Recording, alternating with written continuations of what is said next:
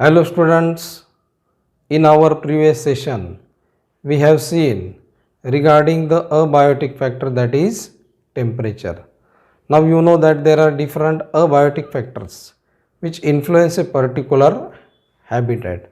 So temperature is one of the factor which influence the development of the particular organisms in particular regions.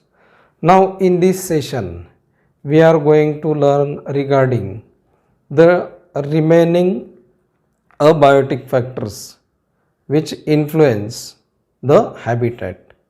Now the second abiotic factor influencing the habitat is water. Now you know that without water life would not have existed on the earth. So water is one of the essential factor for life. Similarly, the availability of water changes according to different geographical regions. Now you know that there are different geographical regions which show presence of water. In some regions there is plenty of water, while in some regions there is scarcity of water. So depending upon the availability of water, the different kinds of plants, animals or organisms are found. Now plants as well as animals require water for their survival, and the distribution of plants in a particular geographical region is dependent on the availability of water. Now where there is plenty of rainfall or proper amount of water is present or proper proportion of water is present, in such places we see development of forest. Where there is scarcity of water we see, or where there is shortage of water we see the regions like deserts. So the distribution of plants is dependent on water. Now the chemical composition and pH of water affects the development of certain kinds of aquatic organisms. That means the chemical composition and pH affects the distribution of certain types of aquatic organisms. Now you know that aquatic organisms are those which are found in water. There are different kinds of plants as well as aquatic animals found in water. Some are found in marine water or sea water, while some are found in fresh water. So depending upon the chemical composition and pH of the water, the distribution of aquatic organism is affected. Similarly, the salinity of water also affect the distribution of different kinds of organisms. Now salinity means the amount of dissolved salt in water, and the salinity is measured by the unit, that is parts per thousand.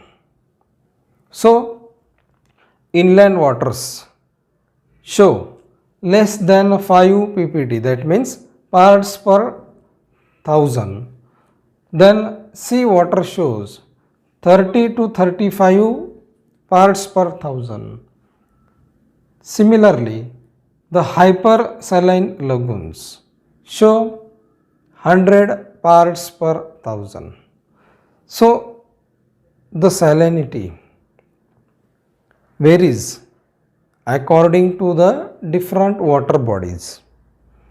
Now some organisms have given terms depending upon their distribution in a particular level of salinity in the water. Now euryhaline organisms are those organisms which can tolerate wide range of salinity. That means they can be found or live in different amount of salinity. Such organisms are called as euryhaline. Then stenohaline organism means these organisms are restricted to narrow range of salinity. That means they cannot tolerate very high salinity, then very low salinity. Then you know that freshwater animals cannot survive in marine water or sea water, while seawater animal cannot survive in fresh water. So the distribution of organisms depend upon the availability of water. Then it depends upon the salinity of water. Then we will see the next factor, that is light, affecting or influencing the habitat. Now you know that sunlight is the ultimate source of energy for living organisms. Now plants use sunlight energy, then convert it into chemical energy and stored in food material. And this energy is utilized by the plants as well as the herbivorous animals which feed on the plants. Then carnivorous animals which feed on herbivorous animals get energy through food material as they feed on these herbivorous animals. So indirectly sunlight is the source of energy for animals, and plant directly utilize this sunlight energy to produce food material. Then photosynthesis is carried by the plants for the production of food. Now you know that photosynthesis is a process in which green plants produce their own food material with the help of sunlight, carbon dioxide, water, and with the help of chlorophyll. So the process of photosynthesis depends upon the availability of sunlight. Now when proper sunlight is available, the photosynthesis rate is proper. Then if the plants do not get proper sunlight, the rate of photosynthesis decreases. Now herbs and shrubs in the forest are adapted to low light condition as they are under the canopy of all trees. Canopy means they are covered or they are under the shade of these trees. So the term canopy is used for the leaves which are present on the trees and which cover the ground or which cover these herb shrubs, and these herbs and shrubs are in the shade. So these herbs and shrubs are adapted to low light condition as they do not get proper amount of sunlight. Then flowering plants show photoperiodism. Now photoperiodism means the daylight period required by the plants for flowering. Now you know that depending upon the daylight period, there are short day plants, then there are long day plants.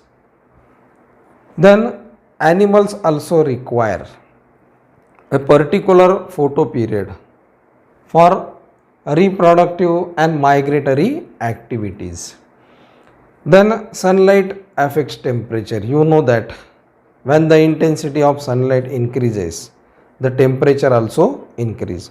So as temperature is increased, it affects the growth, development and distribution of different plants as well as animals. Then you know that in the ocean depth, the environment is dark and the animals or the inhabitants are adapted to dark life.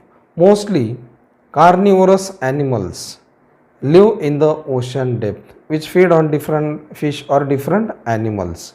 So sunlight is important factor which influence a particular habitat. Then we will see the next factor, that is soil, which influence habitat or which influence the distribution and development of different kinds of plants as well as animals. Then the climate of a place determines the nature and properties of the soil. So climate of a place determines the type or quality or the nature and properties of the soil.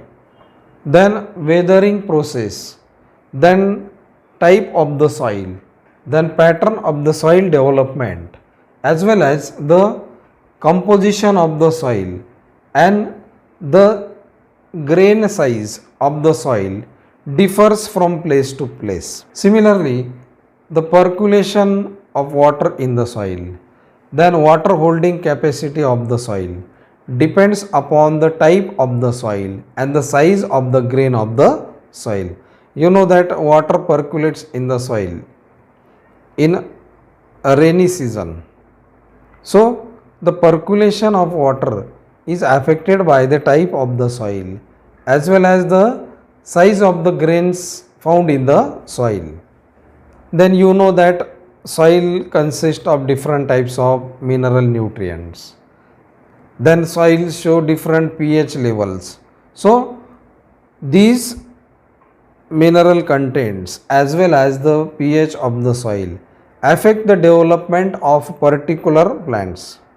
So the growth and development of different kinds of plant is affected by the amount of mineral nutrients, then type of mineral nutrients and pH of the soil. So ultimately the vegetation or plants also affect the distribution of different kinds of animals. Then the sediment characteristics in aquatic environment, that means at the ocean bed sediments are present, and in the ocean bed or near the ocean bed different kinds of animals are found. These are called as benthic animals. Now benthic animals like different kinds of worms, then sponges, then corals are found at the seabed, and the sediment which are present at the seabed determine the characteristics of the aquatic environment, and such benthic animals are found in the sediment region in the ocean bed. Every organism has a tendency of survival. So for survival, living organisms adapt 4 ways. Now by these mechanisms they maintain homeostasis. Now homeostasis means maintaining the constant internal body environment or maintaining the stable state. So the first type is, or the first way adapted by organisms to maintain homeostasis or to maintain a stable state, the first way is regulate. Now organisms maintain homeostasis by thermoregulation, that means they maintain the internal body temperature, and osmoregulation, that means they maintain salt and water concentration across the different membranes. So for this purpose the organisms which regulate show physiological and biological changes.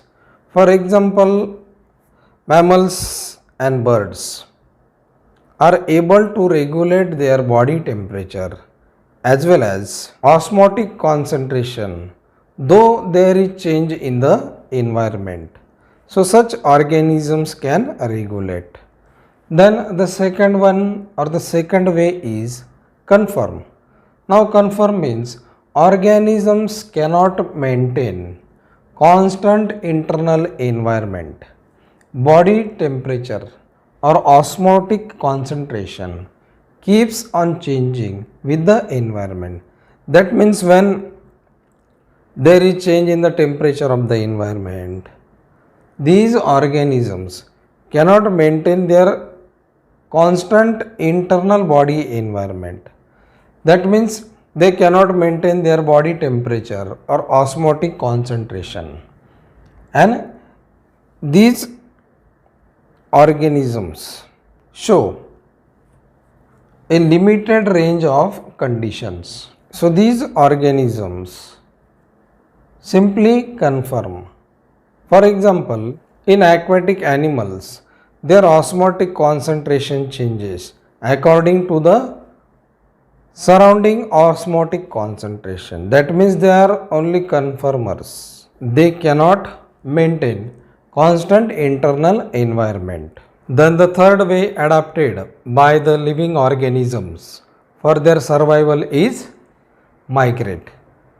Now, when organisms are unable to cope, now cope means to adjust themselves with the surrounding temperature, they migrate temporarily from this stressful habitat to favorable habitat. That means when particular organisms living in a particular habitat, when the temperature of the habitat rises, these organisms cannot get adjusted themselves to the surrounding temperature. In such condition, the habitat becomes stressful for the organisms to live, and so in this case the organisms migrate to a favorable habitat. So the organisms migrate to the environment where proper temperature or favorable conditions are available. For example, birds.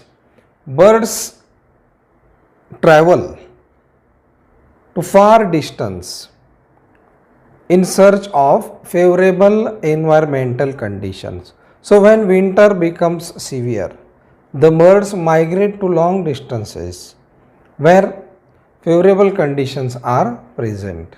So such behavior is called as, or the such way adapted by the organisms is called as migration.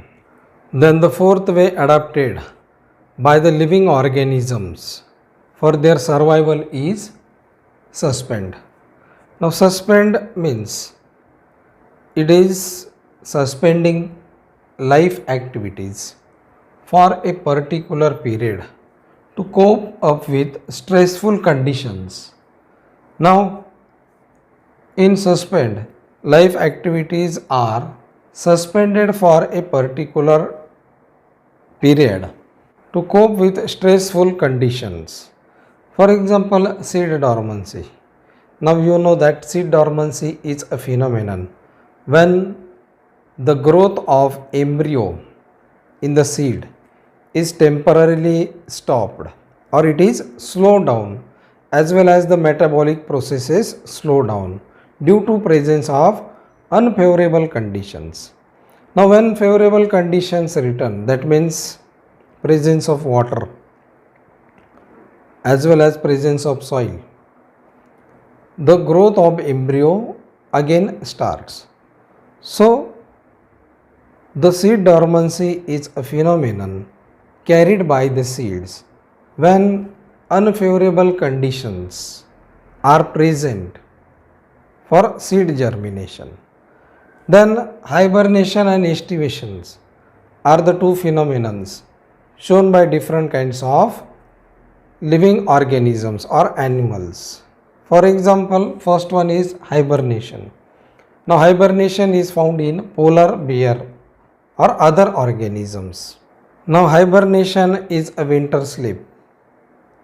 That means in winter these organisms undergo hibernation or it is a winter sleep, and the animals look out for warm places for hibernation. Then metabolic activities of such animals slow down, and hibernation helps to maintain the internal body temperature and prevents any damage or prevents internal body damage due to low temperatures. Then the second type is estivation. Now estivation is found in snails and fish. Generally it is found in cold-blooded animals. In estivation, the animals search for moist or cool places for estivation, and during estivation the metabolic activities of such animals slow down and helps the animals or organism to maintain their body temperature and prevents the damaging of internal body due to high temperatures. So here we have seen four ways adapted by living organisms for their survival.